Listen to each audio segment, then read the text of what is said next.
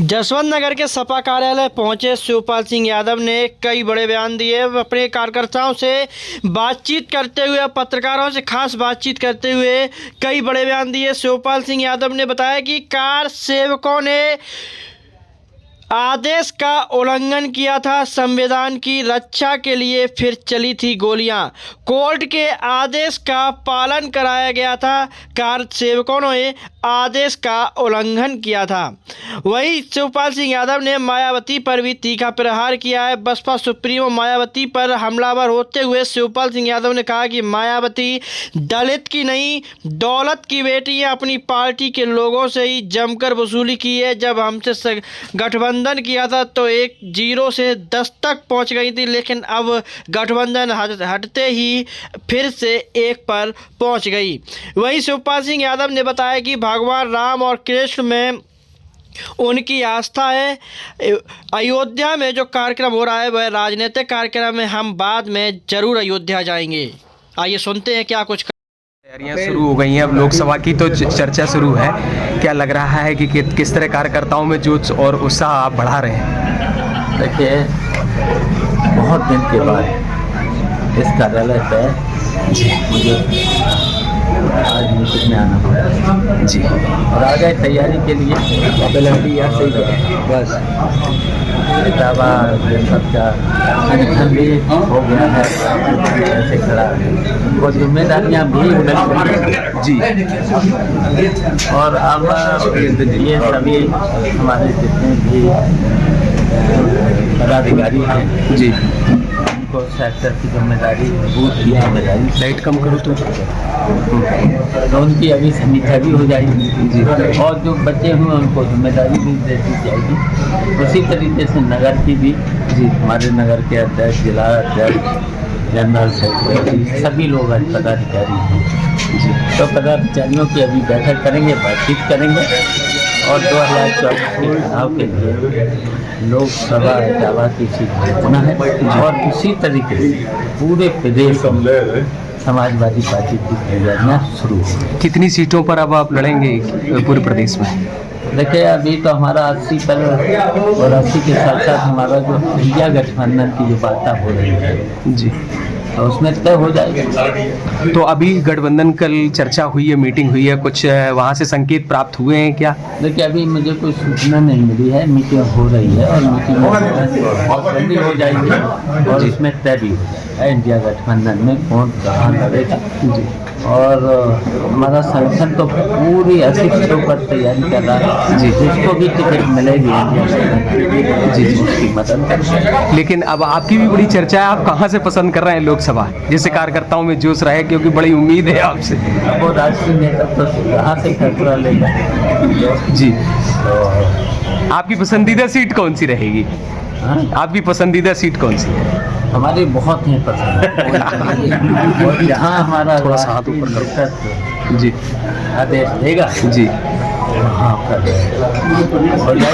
अच्छा, लेकिन अब मायावती जिस तरह से आरोप लगा रही हैं कि समाजवादी पार्टी में कभी सपा पे कहती हैं दलित विरोधी है, तो कभी कहती हैं कि अखिलेश पर भी उन्होंने हमलावर होकर के कह दिया, गिरगिट की तरह रंग बदलते हैं। क्या लग रहा है कि ये कौन सी राजनीति है, किस तरह से ये स्टंट है? थोड़ा ऊपर करो। देखिए, उनके बारे में क्या बताऊँ। देखिए, जब गठबंधन में आए तब 0 से 10 तक पहुँचे जी। और जब हटे जी तो 1 तो आ गई विधानसभा के चुनाव जी। लेकिन समाजवादी पार्टी ने तो पूरी तरह से मदद की और कभी हम लोगों ने कमेंट भी नहीं किया उन पर। अब उनकी तो ये आदत है, कब क्या बोलते, उसी की वजह से तो एक चीज़ अब आप जैसे उनकी एक चर्चा आ रही है कि वो भी गठबंधन जो है असदुद्दीन ओवैसी की पार्टी AMIM से करना चाहती हैं, तो क्या लग रहा है कहीं कोई दूसरी राजनीति है, किसी के दबाव में ऐसी बातें? देखिए, वो उनके बारे में तो पता ही है कि उनकी, मैं तो कई बार बोल भी चुका हूँ, भारतीय जनता पार्टी से दुनिया में कर तो वो तो कर नहीं पाए। और देखिए, उनके बारे में तो दलित की बेटी अब नहीं रही, दौलत की बेटी। और देखिए अपने जो जितने भी उनके पार्टी में लोग थे, अपनी पार्टी के लोग, उनसे केवल वसूली की, वसूली कर करके तो एक पे आ गए जी। तो अब तो दौलत की बेटी हैं तो उनको कोई परवाह नहीं है दलितों की और उनकी, कोई तभी तो उनका स्थिति है।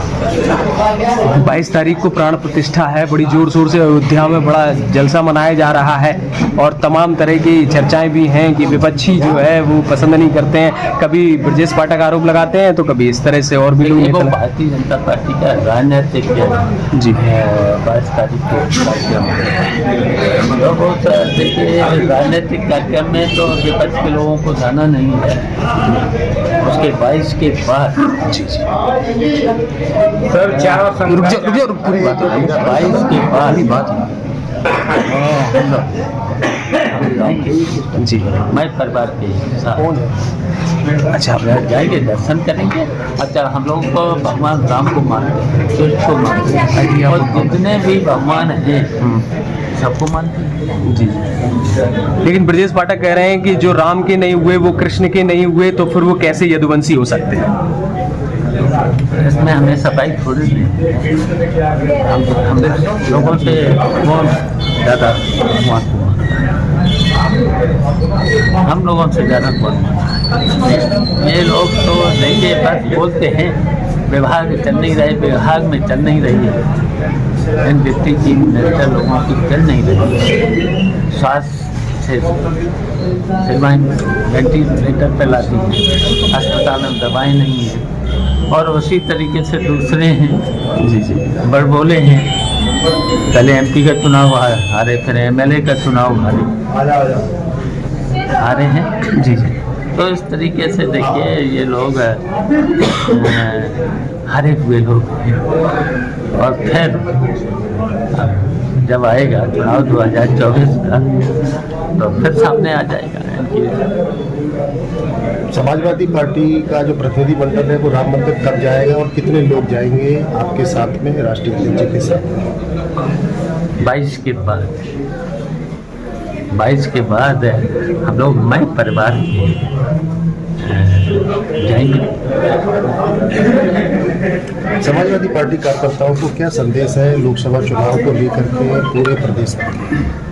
देखिए पूरे प्रदेश के लोगों को अपना संगठन के बल पर और सभी संगठन तक केवल उगाही हो रही है।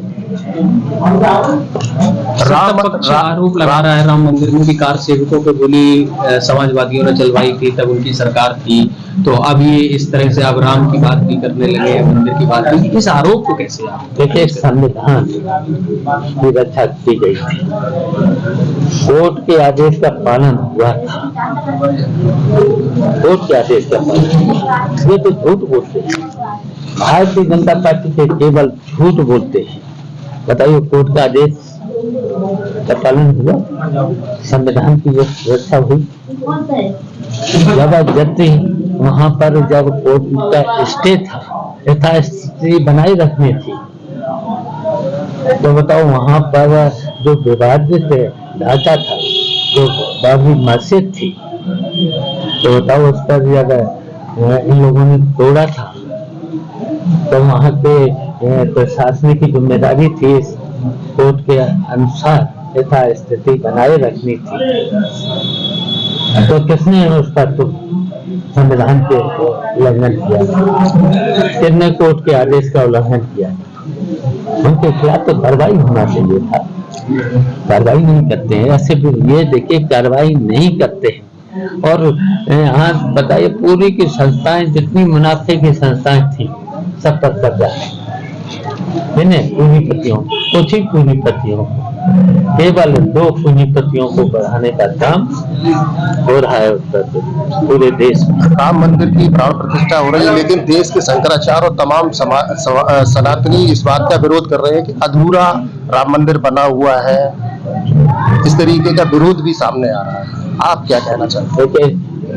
पूरे शंकराचार्य से लेके संत देख ही रहे आप लोग, ये तो देखिए संतों का काम था, और भारतीय जनता पार्टी तो राजनीतिक अपना राजनीतिक वहां पर जो कार्यक्रम कर रही है केवल चुनाव की दृष्टि से, ये तो संतों का काम है और शंकराचार्यों का काम था।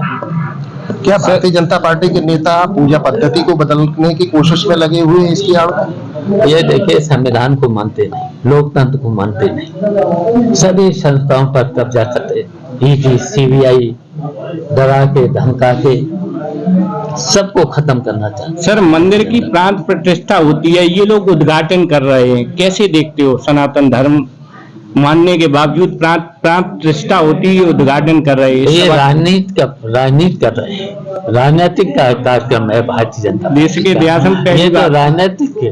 क्या लग रहा है कि लोकसभा चुनाव से पहले ईडी सीबीआई का और बड़ा दुरुपयोग शुरू होने की? तो दुरुपयोग तो हो ही रहा है, लगातार दुरुपयोग हो रहा है। केजरीवाल के पास चौथा नोटिस पहुंचा, सम्मान ईडी का एक घर भी केस नहीं हो रहे हैं, ऐसा भी सत्ता पर आरोप लगा रहे हैं कि ये जानबूझ के नहीं कर रहे हैं ऐसा। तो उन्होंने कहा तो है कि हम और हमारे माँ और पत्नी देता हूँ, और हम लोगों को भी ये विश्वास है कि आपके नेतृत्व में आने वाले समय में जो नगर की पूरी टीम जो आप घोषित करेंगे वो एक बहुत अच्छा काम समाजवादी पार्टी के संगठन के रूप में काम करेगी, और आने वाले 24 के चुनाव में भारी बहुमत से नगर से, जो कि सभी की नजर है नगर पे जरूर रहती है, और पूर्व में भी हमने देखा है कि ऐसा नहीं है, नगर की टीम ने जब काम किया है तो बड़े बड़े रिकॉर्ड भी आप लोगों ने जब्त करके दिखाए हैं। तो सबका सहयोग लेने का काम करें। जसवंत नगर की जहां तक बात है तो ये वो क्षेत्र है जिसको जैसे कि इंग्लिश में कहा जाता है पावर सेंटर। तो समाजवादी पार्टी का अगर पावर सेंटर कुछ है तो वो जसवंत नगर है। यहाँ से नेताजी ने फिर राजनीति शुरू की, आप लोगों ने नेताजी को बढ़ाया, फिर उसके बाद माननीय सुभाष सिंह जी आए, उनको आगे बढ़ाया है। तो इस जसवंत नगर की जिम्मेदारी बहुत बड़ी होती है, और ये भी बात है कि जसवंत नगर ने इस जिले को नहीं, इस प्रदेश को नहीं, इस देश को बड़े बड़े नेता दे दिए। ये इस जसवंत नगर की खासियत। जैसे अभी सतवंती जी कह रही थी कि हमारे नेता कई 100 नेताओं में एक है, तो सतवंती जी आप भी हजारों में एक ही हैं। और ऐसे ही जसवंत नगर के कई नेता हैं जो लाखों करोड़ों में एक है। तो हम सबको साथ लेके चले, सबकी बात को सुने, हर वर्ग को लेके चले, यही हमारा प्रयास होना चाहिए। ये बात मैंने इसलिए भी कही क्योंकि निश्चित ही हमारे नेता आज अभी जसवंत नगर होंगे, कल कहीं पूर्वांचल होंगे, फिर उसके बाद कहीं दूसरे प्रदेश में होंगे, उनके पास लगातार जिम्मेदारियां हैं। लेकिन ये हमारी जिम्मेदारी है कि हमारा नेता जब हमारे बीच में नहीं हो, कहीं और दूसरे क्षेत्र में हो, तब भी हमारे नेता का डंका इस क्षेत्र में फंसता है। ये इस क्षेत्र की संगठन की जिम्मेदारी। मैं राहुल जी से अनुरोध करूंगा कि बहुत ही जल्द जो आपकी नगर की कमेटी है उसको घोषित करें, उसके अंदर सभी समाज के लोगों के, सभी वर्ग के लोगों का सहयोग लेने का हम आप काम करें, क्योंकि ये बात भी सच है कि जसवंत नगर को जितना अहमियत मैं समझता हूं इस बार मिल रही है। आपके नगर की कमान पहली बार जसवंत नगर के आपके नेता भाई बबलू जी को दी गई, जिला अध्यक्ष जी को दी गई, भाई बबलू को दी। तो ये कहीं ना कहीं दर्शाता है कि जो पार्टी का शीर्ष नेतृत्व है वो जसवंत नगर की ही तरफ देख रहा है जब हम इटावा या मैनपुरी की बात करते हैं। तो ये हमारी जिम्मेदारी है। नगर के अंदर सभी समाज के, सभी वर्ग के, बड़े व्यापारी, छोटे व्यापारी, मध्यम वर्ग के व्यापारी, हर तरीके का व्यक्ति आता है। तो ये हमारी सबकी जिम्मेदारी है कि इस बार जब 2024 का चुनाव हो उसके अंदर समाजवादी पार्टी एक बार पुनः एक नया रिकॉर्ड, एक नया कीर्तिमान हासिल करने का काम करे। आने वाले समय में अपनी आप सरकार बनाएं। देखिए आज हम विपक्ष में हैं तो हम सबकी कई शिकायतें हो सकती हैं, हम सबकी कोई ना कोई बातें हो सकती है जो हम कहना चाहते हैं, लेकिन याद रखिएगा आप हम भी वही लोग हैं कि जब सरकार होती है तो सबके चेहरे पे खुशी भी होती है, सबके काम भी हमारे नेता करने चाहिए। और माननीय शिवपाल सिंह जी वो नेता है। अगर आप लोग ये कहते हैं कि इस देश में अगर कोई नेता है तो माननीय शिवपाल सिंह जी जैसा हो, तो ये वही नेता है। सभी सरकारी कार्यालय हैं और इतने बेईमान है, इन्हें पैसा सबको चाहिए भारतीय जनता पार्टी, और उसका भी काम पैसा लेने के बाद भी काम की कोई जिम्मेदारी नहीं। ये भारतीय जनता पार्टी की, अगर पैसा दिया तो उसका काम तो कराओ, सुनी नहीं करें तो ये कर रहे भारतीय जनता पार्टी। वो इतने झूठे हैं, अगर टीवी खोलो तो सवेरे से शाम तक भारतीय जनता पार्टी पूरा तो पूरा। अब तो सबों ने बंद कर, न्यूज आती नहीं, सबने बंद कर दिया, अब कोई नहीं देखता है।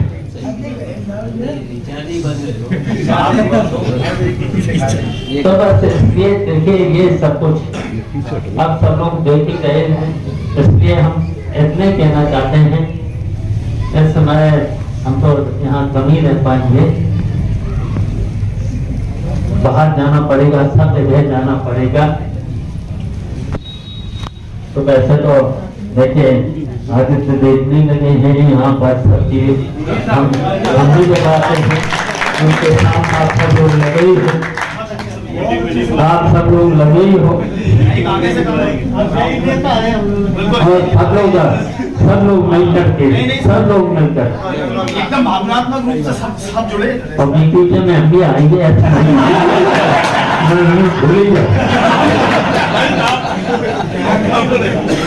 वैसे तो अभी ऐसे 10 दिन में 8 दिन में जैसा 50 से ऊपर वाले जाने तो इसलिए देखिए सोशल मीडिया का तो नहीं है, काम करना ही है। नए लड़के ज्यादा एक्टिव हैं, पुराने लोग उसमें इतने एक्टिव नहीं हुआ, नहीं जाते बहुत। अगर हमारे पास अंकुश शर्मा न हो तो हमको अच्छी चीजें नहीं करते और सीखते हैं, तो बात नहीं करते हैं तो भूल जाते हैं। अब हम लोग भी तो घूमने की भी तो मिलाएंगे। तो ये सब बातें हैं, तो इसलिए मिलकर के सब लोग, सभी चाहे जिला कमेटी हो ही रही है, और सबको जिम्मेदारियां दे देना चाहिए। और जिम्मेदारियां क्योंकि भारतीय जनता पार्टी के लोग कौन सी यात्रा, विकसित यात्रा के नाम पर अधिकारी चल गए, अधिकारी अपनी योजनाएं बताएं, लेकिन भारतीय जनता पार्टी के लोग उनके साथ क्यों चलते हैं? इसमें अधिकारी भी लपेट रहे हैं राजनीति। अधिकारियों को भी अगर गांव में जाते हैं तो कहते अधिकारी योजनाएं बताएं, और उन अधिकारियों को पूछें बताइए कौन सी योजना। मेरा अध्यक्ष राहुल गुप्ता जी और यहाँ उपस्थित सभी वरिष्ठ छत्तीसगढ़ पुराने नए सबसे पहले तो सबको बैठे हुए जिला कमेटी, नगर कमेटी, सबको बधाई और नए वर्ष और नव वर्ष की भी बधाई।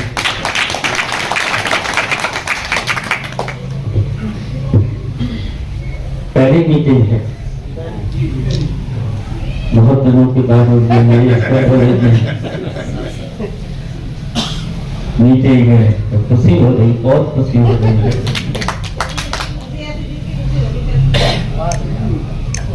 और इसी तरीके से अब लगातार इस कार्यालय में मीटिंग होती है, बूथ कमेटियों की भी मीटिंग होगी, सेक्टर प्रभारियों की भी मीटिंग होगी। सब मीटिंग लगातार जल्दी बहुत जल्दी मीटिंग होनी। और वैसे तो ये पूरा जिला और हमारा जसवंतिया क्षेत्र समाजवादी रहा है, और इटावा तो आजादी के बाद लोहिया जी के नेतृत्व में समाजवादी जिला माना गया। आपको याद होगा कि नेताजी सबसे पहले संसद में यहाँ से विधायक बने, तब जिले में 7 सीटें होती थी, 6 समाजवादी सोशलिस्ट पर, एक केवल जनसंघ की थी, भुवनेश भूषण। 10 नंबर से थे नेताजी, इटावा से जनसंघ के थे और लखनऊ से कन्हैया दोहरे, अजीत कुमार से रामचरण दोहरे, औरैया से भारत सिंह चौहान और किधुना से थे गजेंद्र सिंह। तो सबकी सब बताइए ये सीटें कैसे बना। कुछ ही जिले ऐसे थे, देवरिया जिला सोशलिस्ट पार्टी का, प्रतापगढ़ सोशलिस्ट पार्टी समाजवादियों, बाराबंकी समाजवादियों, फैजाबाद समाजवादियों। ये जिले ऐसे थे कि समाजवादियों के जिले कहे जाते थे। ऐसे कई जिले उत्तर प्रदेश में वगिया जी के समाहित थे। और याद होगा कि ये क्षेत्र सबसे पहले नथू सिंह, फिर नथू सिंह ने अपनी विरासत दी नेताजी, और नेताजी ने ये विरासत, और सही है कि नेताजी को यहाँ 7 बार आपने विधायक बनाया, 10 नंबर की भूमि, और 6 बार MP नेताजी को यहाँ से बनाया। तो ये सब पुराना समाजवादी है। कुछ दिनों के लिए चलिए मजबूरी है, हो गई कि समय चक्र ऐसा कभी कभी ऐसा आता है, 3 साल अलग कुछ ऐसी मजबूरियां हो गई थी और कुछ ऐसा हो गया था, समय का चक्र था। लेकिन मैं नेताजी के आदेश से, लेकिन नेताजी तो ये सब परेशानियां हैं, जितनी परेशानियां हैं समय जनता के सामने, केवल 5 किलो और महंगाई कितनी, केवल 5 किलो चावल में बताइए चल जाएगा। बच्चों को पढ़ाई भी करना है, पढ़ाना भी है, बीमारी से भी, दवाइयां कितनी महंगी। एक कोई अगर बीमार पड़ जाए, आई थी तो बीमारी अभी कुछ दिनों पहले डेंगू, और डेंगू से पहले बीमारी आई कोरोना की आई। कोरोना में क्या हाल था, इस सरकार ने बताइए, पहले दिन रेल बंद, बसें बंद, लोग 1,000 किलोमीटर पैदल चले। बताओ वो वहां इंतजाम करना चाहिए था, वहीं पर उनका इंतजाम होना चाहिए था। 1,000 किलोमीटर। और अब प्रधानमंत्री कह रहे कि यहाँ दिक्कतें नहीं, परेशानियां। कोरोना में जाने क्या हाल कर दिया, वो तो विज्ञान को ने वैक्सीन दी थी, विज्ञान खाली लोटा सा करवा दिए, पूजा से लेकर के सब करवा दिए।